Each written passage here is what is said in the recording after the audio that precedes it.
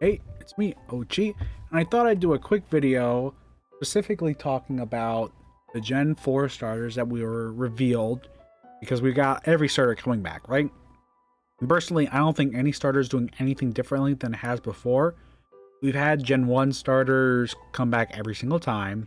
They've gotten boosted forms. They've done what they've done. We've had Typhlosion come back. Alligator, obviously sheer force, but it has higher physical attack. I don't know what to do with that. Meganium has always been a screen setter and it's been trash because it just doesn't have a good move pool. Its defenses are higher than its attacks. Slow.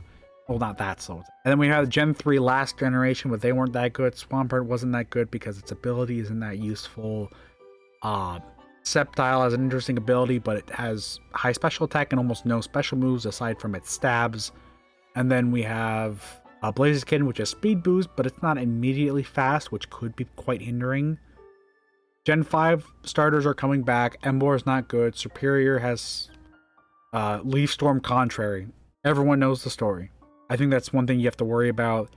Gen 6 we've already had. You know what the deal is. They're not that important. Greninja has been nerfed. Gen 7 starters, we've had Incineroar. We know what it does. And then we've had Gen 8 starters with the Pokemon Home introduction. So really, besides Gen 5 starters, which we've had Samurott and Superior's coming back, Gen 4 starters are the ones that have been away from the game. We haven't had them in so long. Despite having Brilliant Diamond and Shining Pearl, as well as Arceus, we just haven't had Gen 4 and competitive for a long time. Actually, I think this is one of their best generations yet. First, I think I'll start with Infernape because it's the one everybody knows. Infernape is a very fast mixed attacker. Its big benefits are things like Fake Out. Fake Out as well as coverage. It can run a special set with Grass Knot. It can run a physical set with its fighting moves. It's got close combat. It's got priority Mach Punch. It could boost with things like Nasty Plot. It can get momentum with U-turn. There's so much it could do. And it's just a really solid Pokemon. It could stifle with Taunt. It's got Earthquake. It can Terra as well. So even though firefighting is riddled with multiple weaknesses across the board, it can always Terra and make use of that. So I think Infernape will be a very strong doubles Pokemon. It's in singles, it could probably be okay, but I really think in doubles it's gonna do really well and be a staple like opener lead. So that right off the bag is just really nice. And also Iron Fist just gives it all the more power. That, just like Urshifu could use Punching Glove, you can use Punching Glove on Infernape as well. You can get like Thunder Punch, and do massive damage. Close combat does not get boosted by Punching Glove, nor does Iron Fist, so maybe you don't want to run close combat. Well, there's other moves that are coming too. There's also the upper hand coming in Indigo Fist, so that could be a move Infernape could use. Empoleon, Empoleon is Water Steel. The typing we don't have much of. Big thing is Defiant. Incineroar is back, okay? Landorus is here. Arcanine still exists and has an alternate form. You are going to be hit with Intimidate somewhere. Now, Empoleon is weird in that it's not really a physical attacker. 86 isn't horrible, right? And with a Defiant boost, it could be really, really nice. Big thing about it was a special attacker with high special defense. It's bulky on both sides, but it's slow. There's a new item called Adrenaline, where if you get intimidated, you get +2 speed, which means you double your speed. So with Intimidate so common in the metagame, you can punish Intimidate spam. And if someone's using 2 Intimidate users, you are automatically oppressing them just with Empoleon. For instance, Landorus fears ice moves, and Empoleon, getting speed off of Intimidate and also boosting its attack because of Intimidate is a crucial part of what can make it so dominant. and it could just really threaten Landorus. Like, non-Scarf Landorus is extraordinarily threatened by Empoleon, right? And obviously, it could threaten with something like Stomping Tantrum if it's Scarfed. But even then, I think that Terra could be an interesting one. If you get your setup done, you could Terra into something like Mono Water. And I believe... where's Arceus? Can I find Arceus' moveset? Here we go.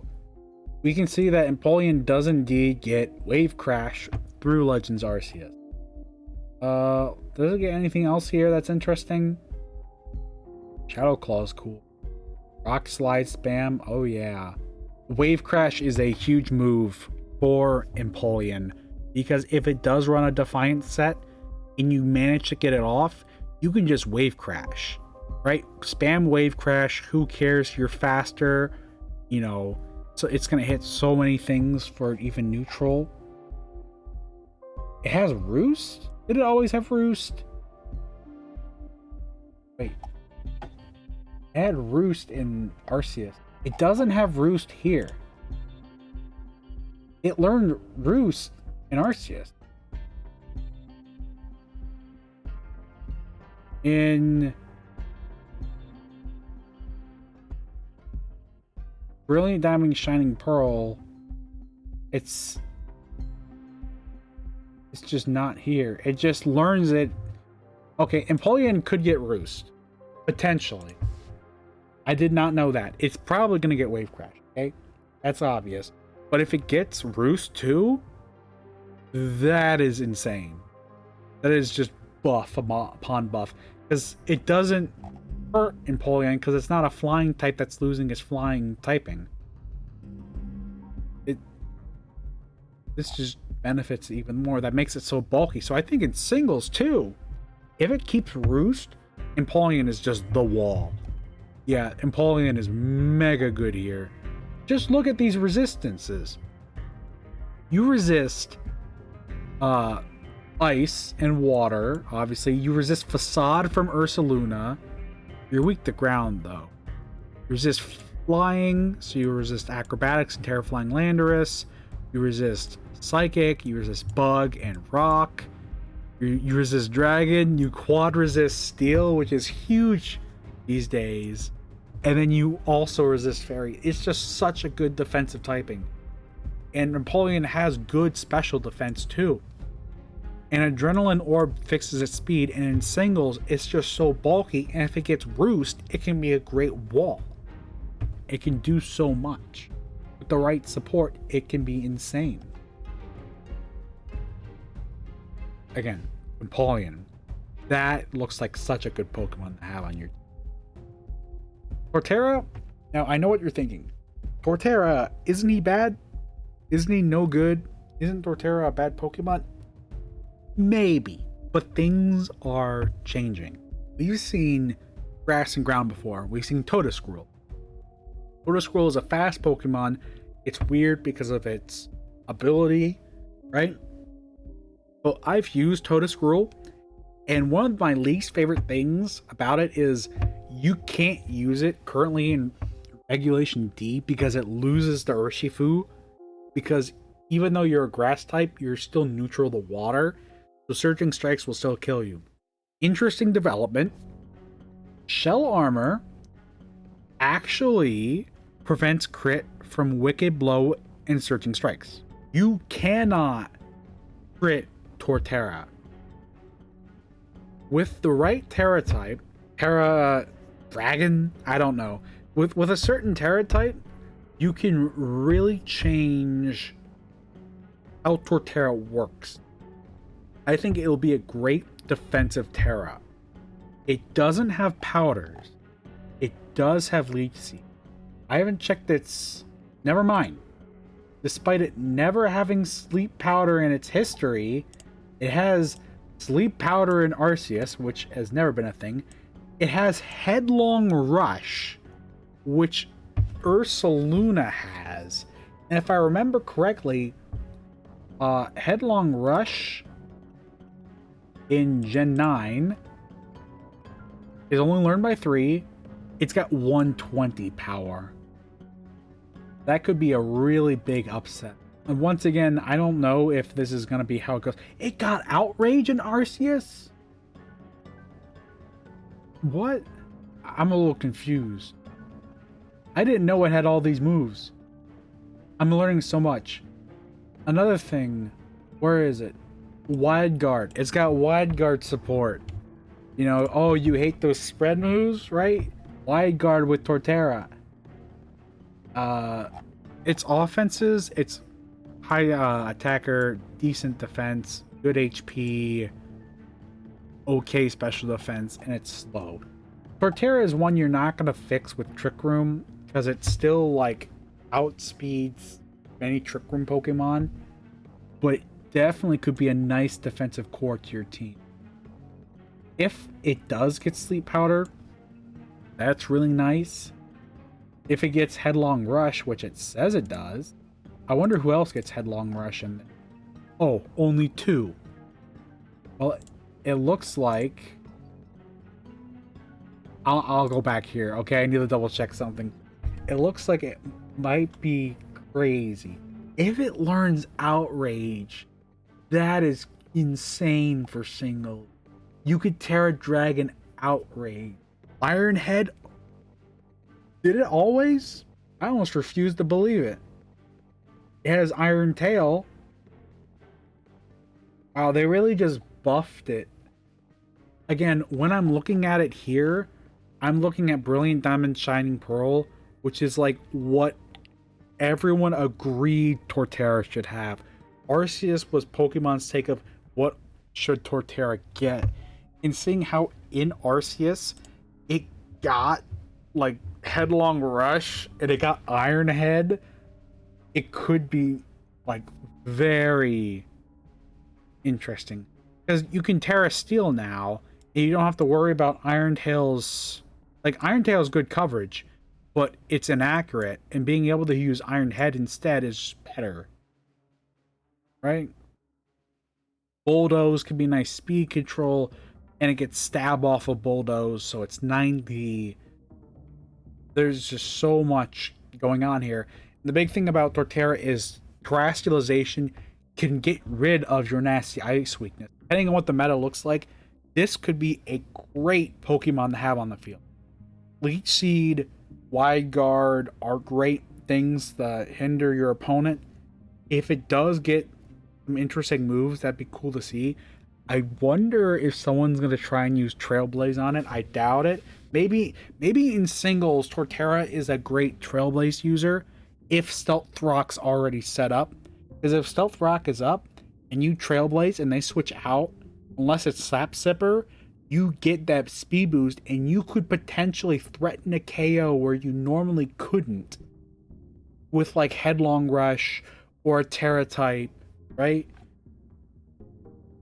We don't know its moveset, obviously, but potentially this is cool. Now, I did not know this, but you can just hit the Arceus. Mach Punch, it already had. Messy Plot, Raging Fury. Is this always in there? Arcanine has it. User rampages for 2 to 3 turns. Oh, it gets Outrage. That's great. Infernape needed that. Okay, so if Heatran's not in the tier, this is absurd. Because you can just Terrafire and wreak havoc with this Pokemon. Empoleon did get the short end of the stick because I don't think it shares... Wave Crash was everyone got Wave Crash, and never mind. Everyone got Wave Crash when it came to Scarlet and Violet. But, or not really everyone. Most people got Wave Crash when it was shared by Empoleon and Masculine. But yes, all the starters are going to come back, and they're likely going to have signature moves too. And they're going to wreak havoc. I think it's going to be the first time they're good. Again, I think that they're not going to be like, oh my god, this is the greatest thing since sliced bread, right? These are going to be solid Pokemon that are going to be able to have potential roles in the metagame as long as those trio from the Teal Mask are not dominant. Also, those things threaten you with poison. Why don't you just use Empoleon, who can be immune to poison, right? I don't know, I'm just ranting right now. I just learned about this right now, right? I was just looking at their stuff and I'm like, you know what, these three look very interesting. And now I just discovered that they're all getting great moves. You're essentially giving Torterra stab close combat. You're giving Empoleon Flare Blitz when it has, you know, Defiant. You're giving Infernape Outrage, just because why not?